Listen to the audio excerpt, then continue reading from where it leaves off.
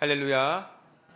이른 새벽 주님의 말씀을 사모하시며 새벽 기도의 자리에 참여하신 모든 분들과 또 영상으로 함께 예배하시는 모든 분들에게 우리의 생명이 되시는 하나님의 평강이 함께 하시기를 주님의 이름으로 축원합니다. 오늘 말씀의 제목은 하나님께 응답하는 신앙입니다. 하나님께 응답하는 신앙. 창세기 50장 1절에서 26절까지의 말씀은 크게 세 부분으로 나누어져 있습니다. 먼저 1절에서 14절의 말씀은 야곱의 장래입니다. 15절에서 21절까지의 말씀은 형제들을 위로하는 요셉입니다. 22절에서 26절까지는 요셉의 죽음입니다. 오늘 본문의 말씀은 창세기의 마지막 장으로, 창세기는 하나님의 천지 창조와 인간의 범죄, 하나님의 심판과 약속이 11장까지 기록되어 있고 12장에서부터는 이스라엘 민족의 믿음의 조상 아브라함과 이삭과 야곱과 그의 12아들의 이야기까지가 기록되어져 있습니다. 창세기 12장부터 시작하는 족장시대의 이야기는 창세기 12장 1절에서 2절 말씀에 여호와께서 아브라함에게 이르시되 너는 너의 고향과 친척과 아버지의 집을 떠나 내가 내게 보여줄 땅으로 가라. 내가 너로 큰 민족을 이루고 내게 복을 주어 내 이름을 창대하게 하리니 너는 복이 될지라 라고 말씀하신 하나님의 언약의 메시지로 시작합니다. 하나님께서는 아브라함을 믿음의 조상으로 세우시고 또 아브라함과 이삭과 야곱으로 이어지는 언약의 계보를 따라 하나님의 백성을 택하셔서 그들을 통해 세계와 열방이 하나님께로 돌아오게 만드는 하나님의 구원 계획을 위해서 하나님의 선택받은 민족이 어떻게 형성되었는지를 기록하고 있습니다.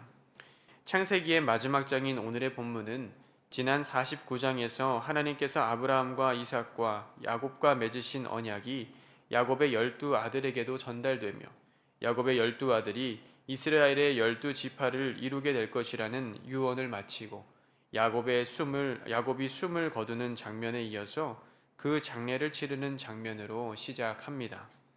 특별히 오늘 본문에 기록된 야곱의 장례와 또 장례 이후 요셉과 형제들과의 대화, 그리고 마지막에 기록된 요셉의 죽음은 단순한 사건의 기록이나 나열이 아니라 그들의 행동과 대화 속에 숨겨져 있는 하나님의 언약 백성의 삶의 모습과 이스라엘과 하나님과의 관계, 또 그리고 하나님의 언약의 의미를 엿볼 수가 있습니다. 따라서 오늘날 창세기 50장을 읽는 그리스도인들은 본문의 말씀을 통해서 하나님의 언약 백성으로 살아가는 우리들이 꼭 갖추어야 하는 하나님께 응답하는 신앙의 모습이 어떤 것인지를 확인할 수가 있는 것입니다. 본문의 말씀을 중심으로 하나님께 응답하는 신앙은 어떤 것인지 살펴보고 함께 기도할 기도의 제목을 삼고자 합니다. 첫째로 신실한 믿음을 가지고 살아가야 합니다. 신실한 믿음을 가지고 살아가야 합니다.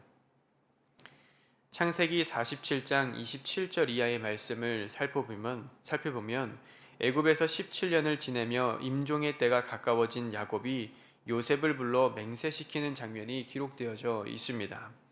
창세기 47장 29절에서 30절 말씀에 이스라엘이 죽을 날이 가까우매 그의 아들 요셉을 불러 그에게 이르되 이제 내가 내게 은혜를 입었거든 청하노니 내 손을 내 허벅지 아래에 넣고 인애와 성실함으로 내게 행하여 애굽의 나를 장사하지 아니하도록 하라. 내가 조상들과 함께 눕거든 너는 나를 애굽에서 메어다가 조상의 묘지에 장사하라. 요셉이 이르되 내가 하나님의 말씀대로 행하리이다. 하나님의 인도하심에 따라 애굽에 온 야곱은 자신의 임종이 자신의 아들들에게 가나안에 자신을 장사하라는 부탁을 하였지만 앞서 살펴본 것과 같이 그에 앞서 요셉에게 동일한 부탁을 먼저 하였던 것을 확인할 수가 있습니다. 왜 야곱은 요셉에게 자신의 장례를 부탁하였을까요? 이것은 요셉이 야곱의 부탁을 잘 이행할 것이라는 믿음이 있었기 때문이었습니다. 야곱이 애굽이 아닌 가나안에 묻히고자 하였던 것은 자신이 애굽에 속한 것이 아니요 가나안에 속한 하나님의 언약 백성이었기 때문에 하나님의 언약에 따라 자신은 하나님의 땅에 묻혀야 한다는 생각이 있었기 때문이었습니다. 따라서 이 언약을 잘 이해하고 수행할 수 있는 사람에게 자신의 장례를 부탁했어야 하는데, 야곱은 요셉이 자신의 그 부탁을 잘 이해할 수 있는 언약에 대한 신실한 믿음이 있다고 생각했던 것이었습니다. 요셉은 야곱이 죽자 즉시 수종드는 의원에게 명하여 아버지의 몸을 향으로 처리하게 하였습니다. 당시의 애굽에서는 고위 귀족이나 왕의 시신을 약품으로 처리하여 미라를 만들었습니다.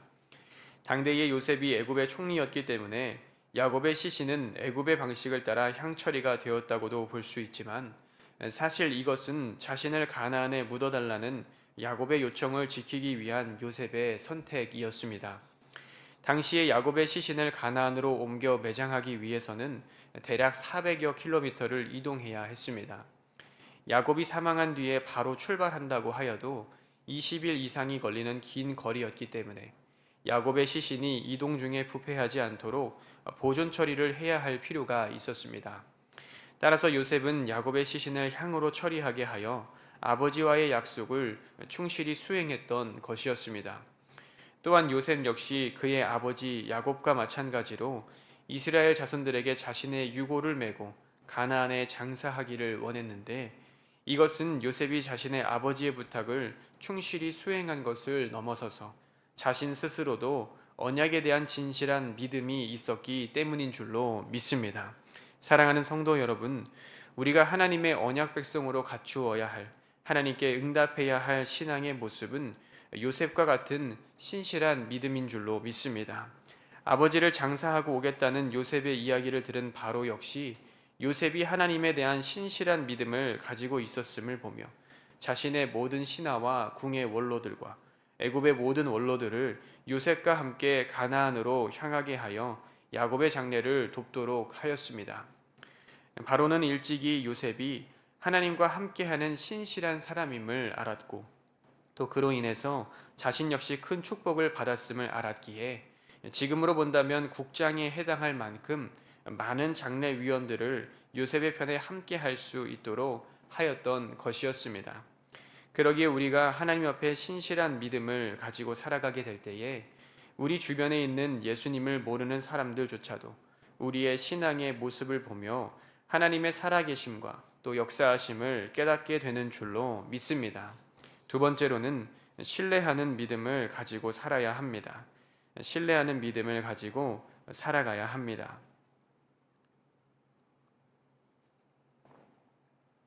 요셉의 형제들은 아버지 야곱이 죽자 요셉이 자신들을 미워하여 일전에 자신들이 행했던 악을 갚을까 두려워하였습니다. 그래서 요셉에게 다음과 같은 말을 전하였습니다. 창세기 50장 16절에서 17절 말씀에 당신의 아버지가 돌아가시기 전에 명령하여 이르시기를 너희는 이같이 요셉에게 이르라. 내 형들이 내게 악을 행하였을지라도 이제 바라건대 그들의 허물과 죄를 용서하라 하셨나니 당신 아버지의 하나님의 종들인 우리 죄를 이제 용서하소서. 창세기의 다른 말씀에는 이와 같은 말을 야곱이 요셉의 형제들에게 전하는 장면이 나오지 않기 때문에 성경학자들은 야곱이 이 말을 실제로 했는지 혹은 하지 않았는지를 가지고 서로 다른 견해를 취하고 있습니다. 그러나 분명한 것은 요셉의 형제들은 요셉이 자신들의 잘못을 용서해 주기를 구하였다는 것이었습니다.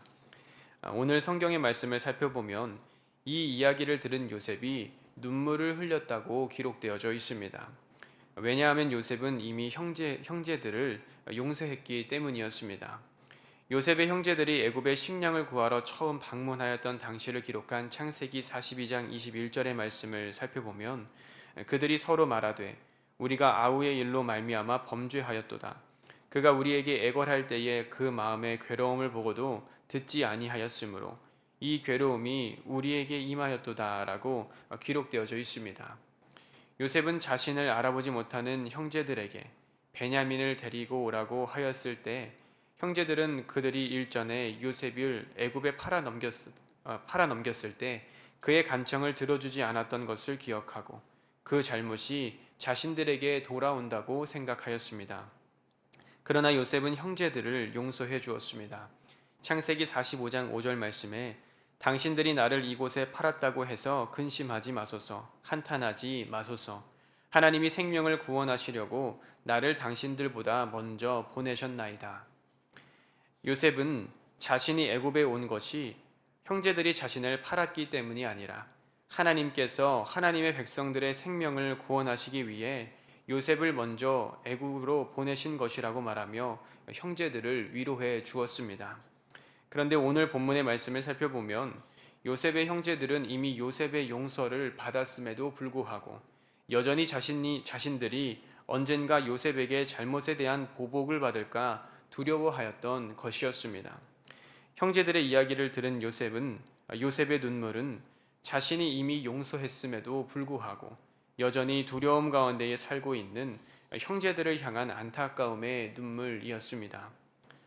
감리교회의 창시자 존 웨슬리 목사님은 1738년 5월 24일 올더스게이트에서의 회심을 가리켜 종의 믿음에서 아들의 믿음을 가지게 되었다고 말씀하였습니다. 여기서 말하는 종의 믿음은 하나님의 심판과 진노를 두려워하여 순종하는 믿음으로 웨슬리는 이것을 구원 여정의 초기 단계 혹은 은혜의 문 앞에 서 있는 상태라고 말하였습니다. 그러나 아들의 믿음은 로마서 8장 15절 말씀에 너희는 다시 무서워하는 종의 영을 받지 아니하고 양자의 영을 받았으므로 우리가 아빠 아버지라고 부르짖느니라 라고 기록된 것과 같이 우리가 하나님을 두려워하는 것이 아니라 하나님의 자녀로서 하나님의 사랑을 신뢰하며 자발적으로 순종하는 믿음을 말하는 것으로 웨슬리는 참된 신앙은 두려움을 몰아내고 사랑 안에서 자유롭게 순종한다라고 말하였습니다. 참된 신앙은 두려움을 몰아내고 사랑 안에서 자유롭게 순종한다. 사랑하는 성도 여러분, 오늘 우리는 요셉의 형제들과 같이 종의 믿음을 가지고 있습니까? 아니면 하나님의 사랑 안에 거하는 아들의 믿음을 가지고 있습니까? 하나님의 언약 백성은 하나님께 두려움으로 응답하는 것이 아니라 하나님의 사랑을 신뢰함으로 응답해야 하는 줄로 믿습니다. 끝으로 하나님 나라에 대한 소망을 품고 살아가야 합니다. 요셉은 30세의 나이에 애굽의 총리가 되었습니다. 그로부터 7년 동안 풍년이 있었고 이어서 시작된 흉년이 2년째가 되었을 때 요셉의 형제들이 식량을 구하기 위해 애굽을 찾았고 아버지 야곱과 함께 애굽으로 이주하였습니다. 그로부터 17년 후 야곱을 장사하였을 때 요셉의 나이는 56세가 되었습니다. 오늘 본문의 말씀을 살펴보면 요셉이 야곱을 장사한 뒤 형제들을 위로한 다음에 다른 기록 없이 요셉의 죽음의 이야기가 기록되어져 있습니다. 즉 성경에는 아버지 야곱을 장사하고 요셉이 110세가 되어 장사할 때까지 약 54년간의 삶의 기록이 기록되어 있지 않음을 확인할 수가 있는 것입니다. 야곱이 130세에 애굽으로 이주하여 요셉을 만나고 장사할 때까지 17년간의 기록은 창세기 47장 27절 말씀에 이스라엘 족속이 애굽 고센 땅에 거주하며 거기서 생업을 얻어 생육하고 번성하였더라 라는 내용이 유일한 것과 같이 요셉이 야곱을 장사한 뒤 자신의 죽음을 맞이하기까지 54년간의 삶에 대한 성경의 기록이 없는 것은 그의 삶에 성경에 기록할 만큼의 허물이나 잘못 없이 바른 삶을 살아왔음을 알 수가 있습니다. 요셉의 삶은 풍요와 축복이 넘치는 삶이었습니다. 그는 비록 17세에 애굽의 노예로 팔려왔지만 하나님의 은혜로 30세에 총리가 되었고 약 80년간 애굽에서 부귀영화를 누리며 살아왔습니다. 그러나 오늘 본문의 말씀을 살펴보면 요셉은 이러한 풍요가 하나님이 주신 것이며 자신은 애굽에 속한 사람이 아니라 하나님께 속한 사람이라고 생각하였습니다.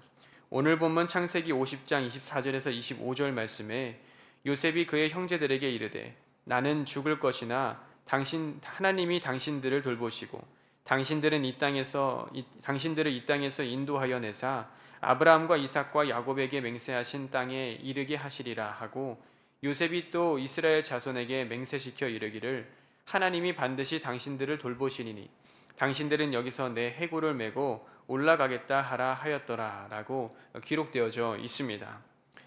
요셉은 17세의 나이부터 110세가 될 때까지 93년간을 애굽에서 살았던 사람이었습니다. 그러나 그는 이곳은 잠시 거쳐가는 곳일 뿐 자신은 하나님의 백성으로서 가나안 땅에 돌아가야 하는 사람이라고 하는 분명한 생각을 가지고 있었습니다. 즉 93년 동안 애굽에 살았지만 여전히 하나님의 언약을 잊지 않았고 자신의 본향인 하나님의 약속의 땅 가나안에 대한 소망을 품고 살았던 것이었습니다. 사랑하는 성도 여러분, 세상을 살아가다 보면 우리는 풍요 속에서 하나님을 잊어버릴 때가 많습니다.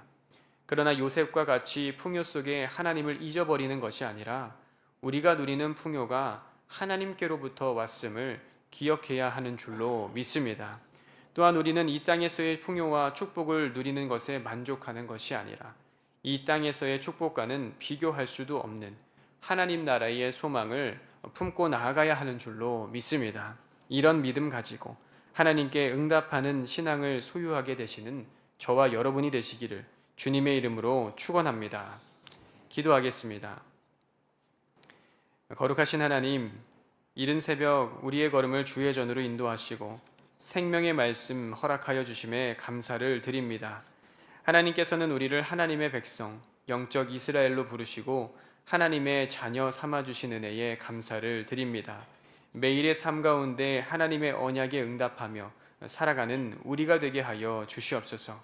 신실한 믿음을 가지고 살아가게 하시고 하나님을 신뢰하게 하시며 영원한 하나님 나라에 대한 소망을 품고 살아가게 하여 주시옵소서. 이 시간 간절한 기도의 제목과 함께 하나님 앞에 드린 귀한 예물들이 있습니다.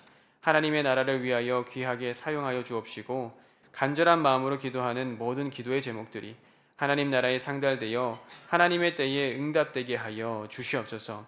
이른 새벽 하나님의 전에 나와 기도하는 모든 기도의 제목들을 기억하여 주시고 기도하는 가운데에 하나님의 뜻을 깨닫는 은혜가 있게 하여 주시옵소서. 예수님의 이름으로 기도하옵나이다. 아멘.